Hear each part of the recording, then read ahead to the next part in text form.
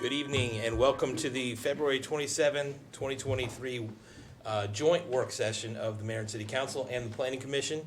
Tonight we have one discussion topic, and that's the draft housing element pre-public release courtesy review. But before we get to that, we need to have a motion for an executive session. Councilmember McNulty. Thank you, Mr. Mayor. Mr. Mayor, I move that the Mayor and City Council of the City of Gaithersburg conduct a closed executive session immediately following its session tonight, Monday, February 27th, 2023, pursuant to the general provisions article of the Annotated Code of Maryland, Section 3-305B3, to consider the acquisition of real property for a public purpose and matters directly related thereto. The topic to be discussed is property acquisition to address city space needs. Second. All those in favor, please say aye. Aye. Any opposed, say nay. Okay, that carries 4-0. Let me just see. Well, Councilmember Wu is participating remotely, but he won't be able to be at the exec session, so I'm not going to call on his vote for this. So we have a 4-0 vote. We will conduct this executive session immediately following this work session. So now, thank you all for your patience. Rob Robinson, David Christillo, I'll let you guys take over. Thank you, Mayor. Good evening, members of the council and members of the commission. A number of elements ago, staff had decided it was worthwhile, before we start the formal 60-day comment period as required under the land use article, to give the council and planning commission one last look at the draft before we send it out. As a courtesy review, our really goal for tonight is, from the perspectives of both bodies, are there any really critical edits we have to make? I would remind, once we start the 60-day comment period, that culminates in a joint public hearing that if we get this released in early March, we're looking at potentially sometime in May. And following the public hearing, the element will, of course, be most likely, as if it's like every other one, further amended based upon all the comments received and what comes out of the public hearing. So tonight we're really looking for, did we miss something big? So just as a reminder, the state of Maryland passed these bills requiring the inclusion of a housing element in all comp plans, and at a minimum, the housing element is to address low-income and workforce housing. But as we discussed, we really took this as an opportunity to address overall housing policies in the city. In beginning this, besides research into data and et cetera, we had a fairly robust engagement. We launched a project page with story maps. We created and promoted 3 online surveys. We did a targeted mail survey sent to a representative mix of locations, housing types, and age of communities. And we conducted 7 virtual stakeholder focus groups to receive input. That, coupled with the research we did, we came before these 2 bodies for 3 work sessions. The first work session was based upon the contents and the organization of the element. The second one, David came before you to discuss the draft goals and recommendations for the policy and program section. And just a few weeks ago, David and I were back before both bodies discussing the goals and recommendations for the planning and zoning and equity and social justice section. By and large, everything before you've seen. It's just packaged now in one holistic document. So with that, the structure is sort of what we did. I would note we have a new section number 7, and part of this is an outgrowth from council comments at the last work session. We decided to incorporate an implementation matrix into the document, which we'll discuss later when we get there. So the first section is the introduction. Again, it reemphasizes the state requirement. It includes a narrative that's a high-level discussion of housing and its importance in general, both to communities and to individuals. And we have the revised housing element vision statement going all the way back to the first work session, which is on the screen now. And the real gist is that we're striving to ensure people have home ownership and rental opportunities that are affordable, equitable, and livable. And that's sort of the theme that carries throughout this document. The second section we're not going to spend a lot of time on, but it is the glossary. We needed to have that. We have a lot of various programmatic terms and housing-related terms and even some planner won't speak terms, so we wanted to help the reader. And instead of tucking it in the back, it's easier just to have it up front, because this way we sort of think we have a better chance of them actually reading it, the reader reading it. So. The third section really begins a lot of the meat, and we call this the background section. This begins with a timeline of the various city housing initiatives and efforts that address housing and affordable housing that the city's done for decades now. We follow that up with a complete overview of the demographic and socioeconomic data that we've shown these 2 bodies a number of times at all the work sessions. We also have, sort of the analysis on city or public sector regulated and market rate affordable units and overall housing stock data. You may remember from the first work session, we did the affordability gap analysis and the turnover analysis. These are on there in this section with some additional narrative. We've also incorporated pipeline projections. We thought that was important to help sort of flesh out the story.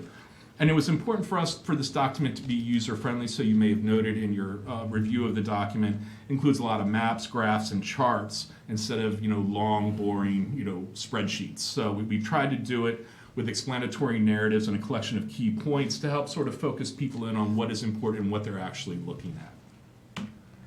So section 4 through 6 is the meat. So these were what we did the other 2 work sessions regarding. This is the planning and zoning, city programs and policies, and the equity and social justice. Each section begins with an introductory narrative, sort of set the stage and set the scope, and additional data when needed that's not included in the previous section. Each one of these sections has a collection of goals and recommendations, and each section ends up with, once again, a collection of key points to help the reader understand really what are the important takeaways from each of these sections. So section 4 is planning and zoning. It's intended to address how the city's zoning and planning efforts can promote and support housing. And as you may remember, there are 2 goals: promote or create opportunities for a variety of housing types, and plan for amenities and infrastructure so that existing neighborhoods can remain resilient. So really these were geared towards what do we do mainly as a planning department or as the planning commission to ensure success in our residential neighborhoods. The next section is the city programs and policy. These address the roles and actions of the city's housing program, basically what David does, and all of that. There were 3 goals with this: preserve existing affordable homes, help people remain in their homes, and identify and promote and consider incentives that produce homes that the market does not produce. The last section was the equity and social justice. These issues were in part identified in the analysis of impediments, fair housing plan, and include racial and socioeconomic equity issues and institutional structural barriers. As we sort of mentioned at the last work session, with this element, we sort of identified 3 distinct issues and approaches, because this is a very complex issue, and it's not simple. It doesn't lend itself to quick and dirty bullet points. So we wanted to look at actions that the city can take to create a climate that offers opportunity, address structural barriers in lending in the real estate industries, and address issues related to the city's elderly and disabled populations. So with those 3 things in mind, as you may remember, we came up with 4 goals. And the first one was really advance city tools that create the foundation. And 2 and 3, because a lot of actions are really controlled by other agencies or other partners, and it's not something the city can actually do. The other 2 goals really talk about leveraging our influence and continuing to potentially get with our partners to help put further pressure to affect the changes that are sort of called for. The last one was, again, actions we can take to look out for our senior housing and individuals with disabilities. So 7 is the new one. Councilmember Harris had asked us, boy, you guys are doing a lot of stuff. You have a lot of stuff. How do you plan on doing it? Well, that got us thinking, and it was like, let's develop an implementation matrix. So we sat down, and we wanted to list all the recommendations and provide a time frame as well as a responsible party, so either the city and or an outside agency. So the way the time frame was broken down is, those things that we think can occur in the next 5 years is sort of our goal. Those things that we think may need to wait 5 to 10 years before implementation, and sometimes that's a result you have to get another step done first before you can do the follow-up step. And ongoing indicates an action that will continue beyond the initial implementation and or is already underway. So certain things, we listed, like, hey, review codes. Well, we all know we're doing Retool Gaithersburg, so we listed that as an ongoing. So there's that. And really, that is the entire document in a nutshell. We're available to answer any questions. Again, this project page will be up through the entire process. It's not coming down. And as we move into the comment period and the public hearing process, once again, this email address is a great way to send us your comments or thoughts on the document. Again, we saw some of the work sessions went long listing every recommendation, so that's why we chose not to do it with this one, and especially since everybody has seen everything. So again, from there, David and I are available to answer questions. Kirk and Laura have joined us this evening, so if there's additional questions, we can engage them. Thank you very much, Rob. David got the easy part of this presentation, obviously. Appreciate it. I feel like we have commented throughout this process on the different elements. So this is kind of a summation of where we are, and then we'll move into public hearing later. So I don't have that much to add at this point, but I want to open it up to council members and to planning commission. We'll start with Ryan Spiegel. Thank you, Mayor. I think this is a really good draft, great starting point for our further public engagement. And as Rob said, just underscoring that this is the beginning of the process. When the draft, goes to the public, there'll be lots of more opportunity for public input, which we will welcome, and opportunity for us to tweak and amend the draft as appropriate going forward. And I think the graphs and all the visual aids and the maps that are in there are really helpful. And some of the data that you can sort of visualize in those formats is quite striking and eye-opening on some aspects of, particularly in terms of cost and equity throughout the city, where people are spending more of their income to rent or to own and things like that. There's some really interesting findings that sort of jump out from the data that will help guide us going forward. So I think that's a great addition, and I think it's very user-friendly for the public as well. I have a couple of grammatical nitpicks that I will share with staff offline. I don't think we need to go page by page on those. But one sort of larger issue that I wanted to raise for discussion is whether, given some of the programs that we've pursued in recent years, whether it makes sense to bolster the background section a little bit more with some of the efforts to deal with affordability and equity issues in HOA and condo managed residential communities. I know there wasn't much use for it by the time it got rolled out because some of the federal rules changed, but we had an FHA certification program to try and help people, stay in their condos when it got problematic, to be able to buy and sell them. We have obviously our rollout of our joining of the county's Commission on Common Ownership Communities. And again, I don't know that we need to go into pages and pages of detail on that, but I think it's worth referencing it as part of the overall package of programs and ideas that we have been pursuing as a city. And along those same lines, there's one line item in the recommendation matrix that talks about neighborhood level organizing and community development to educate HOAs and condo associations, and I think that's great. I wonder if that could be a tad more robust, so that we're not just saying educating, but also doing whatever additional step or couple of steps makes sense for us to either do ourselves or connect those communities with other outside agencies to make sure that individual unit owners are getting support on affordability. When you think about things like extra condo fees and fines if there's a dispute between a unit owner and an association. And there's an equity element there as well, which plays into our social justice and equity focus. I don't think those issues always get as much attention. Maybe they're not quite as clear cut, but I just think anecdotally I've seen a lot of folks who have struggled with residential affordability, housing affordability tied to these issues, which really are connected to living in a common ownership community.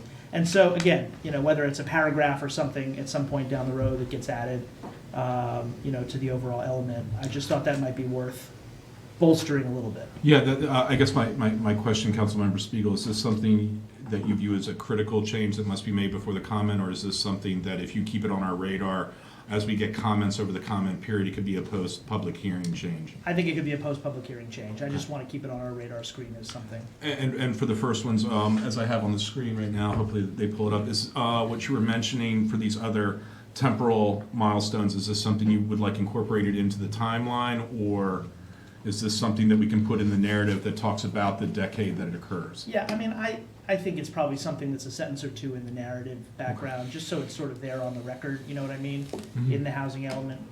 The timelines are already pretty crowded, as the slide shows, so I don't think we need to add anything to that.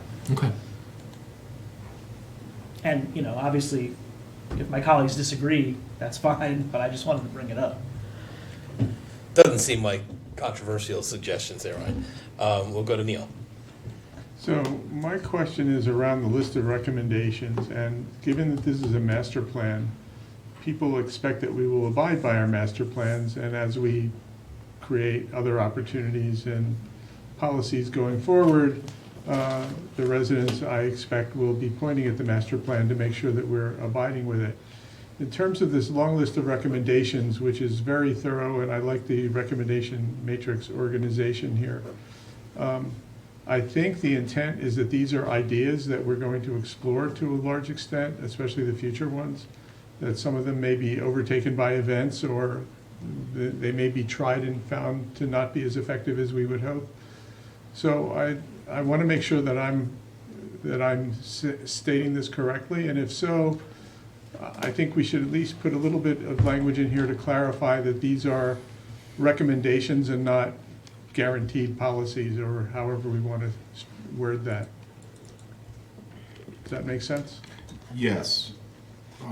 Again, unlike the Lake Forest, because we brought this up, there are no special conditions in this one. There's no mandatory. So again, as the state law requires, we have to, as much as, it's really for your two bodies to determine conformance with what's in here. And as you may remember through some of the work sessions, we did back off on some of the recommendations and make it more explore or words like explore, investigate, as opposed to implement, just because we're not there. And to your point, we just don't know over time if it's going to be realistic, but we want to show that, we want to make the effort.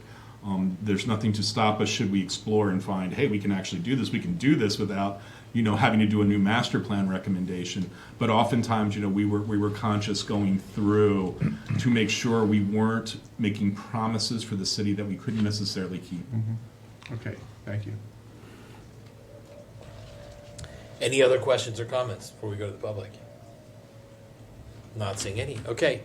Well, this is the time the Mayor and Council and Planning Commission would like to hear from anybody in the public who'd like to speak on this topic. We ask that you state your name and address, or if you prefer, your neighborhood for the record.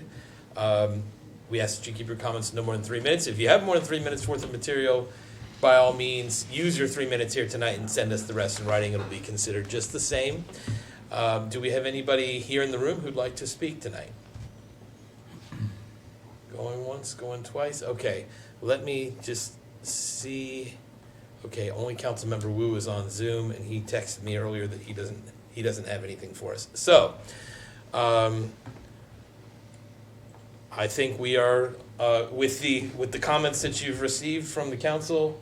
Matt, was that you raising your hand? Or? No, okay. Throwing up my hand. Okay. I think everybody's amazed we had a 15-minute work session. We probably would have done this as a presentation. Might be a record. John, go ahead, please. Just to button it up, this is a remarkably well done draft. Yeah. I mean, I think it's got to be said that there isn't a lot to comment on because there's so much here, and it's ready for public comment. In my opinion, ready for public comment and input and reaction, and it's organized in a way that I really like, seeing that there's a place for everything to go when those comments come in. It's an easy way to navigate whatever your interest is or whatever your perspective is on this policy. There's a place for it to kind of focus if you have a comment about it. And I think it's great that it's set up that way. And I want to step back and see some energy kind of build around that from the public. I think it's time and it's ready for that. I'll just give another compliment, Mr. Please. Mayor, sorry, to the staff, but it's one of those things that going outside of the city, are able to sort of wave and say, see what you could be doing that we're doing better, which is it's a wonderful place to be. And then I think to And Neil's the people at Starbucks really don't. And to Neil's point, frankly, I think the wording's probably pretty loose. There's a lot of considers, a lot of maintains, a lot of research. There's a lot of words that are fairly nebulous. But if we accomplish 25% of this, we're like epic heroes and some kind of municipal god. So I think there should be clear understanding that this is incredibly aspirational. So good for you. Wields It's this great. housing element. You start showing up in a toga though at meetings. No, gods are naked. All I think right. that's a good place to wrap. Well, Can I just quickly Yes, piggyback please, off of what please. Matt said? Is the overall vision that's on page 8, the green. I mean, that one sentence is so well and tightly written to reflect all the great comments that people have already discussed. I think when you compare that vision statement to what a lot of other jurisdictions are trying to do to play catch up to where we are, as you said, Matt, I think that's just such a great inclusive statement that captures, current and future residents, our commitment to equity, all of it. It's all in there. Housing that is both for homeowners and renters. Not every jurisdiction is even close to talking in that way. So it's good, really good. Lisa? Thank you, Mayor. I just want to also compliment on the document. And the thing that I really appreciate is the Financial Empowerment Center is threaded throughout this document. So we see this story of, rent on the rise year over year, where homeowners exist, where they don't exist, and then the Financial Empowerment Center is in there for help. So thank you. Thank you for putting that in there. Actually, staff wants to thank both these bodies for, the guidance and the discussion during the previous work sessions to help us get to this point. All right. Well, thank you very much. This has really been a love-filled session here. So we will move on, members of the public, we'll move on to the public hearing process on this housing element and look forward to it. And in the meantime, the next regular meeting of the Mayor and City Council will be next Monday, March 6th. Until then, let's do great things. Gaithersburg, we are adjourned.